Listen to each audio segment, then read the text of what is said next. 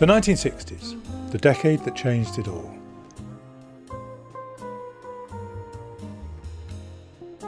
In 1960, we still had the Teddy Boys and Harold Macmillan, but the winds were changing and the Mini was born. We all went to Butlins with a 10-bob note and a quid, old-fashioned money. And Lady Chatterley's Lover was finally deemed fit for us all to read. We screamed at Psycho and welcomed Coronation Street onto our television sets for the first time. Black and white, of course.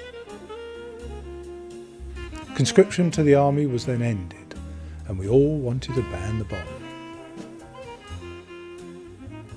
1961, we had breakfast at Tiffany's, and the first James Bond faced the evil Dr. No. We shivered as the Berlin Wall went up.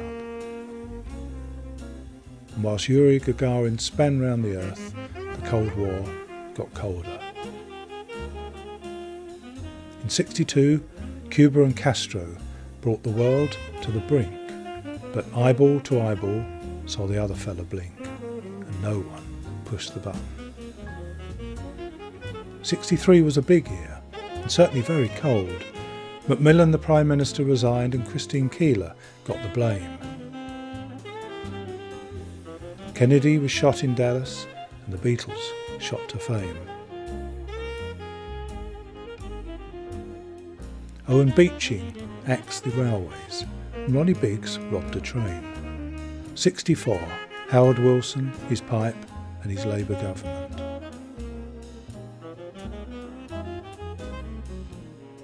'65, the death of Winston Churchill. '66, England win the World Cup. In the meantime, Cilla, Dusty, Sandy Shaw, Mary Poppins and the Stones all became icons of the '60s, as did Terence Stamp, Gene Shrimpton, Andy Warhol and Chairman Mao, Dylan, Marilyn, Twiggy and Ready Steady Go, Mary Quant, Radio Caroline and Brigitte Bardot.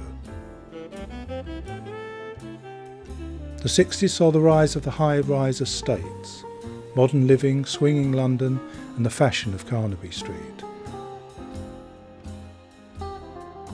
The tragedy of Aberfan, the rantings of Alf Garnett and the sound of music. Then enter '67 and the summer of love. Sergeant Pepper, hippies and Hendrix, San Francisco, flower power and peace. All danced to with the backdrop of Vietnam, the first TV war. And into '68 with revolution on the streets, student protests and riot police in America and Western Europe. And then the Soviet tanks rolled into Prague, and it all got deadly serious again. By the end of the '60s, we now saw Nixon in the White House and Robert Murdoch in the news. The Prince was in Wales and the Rolling Stones in the park.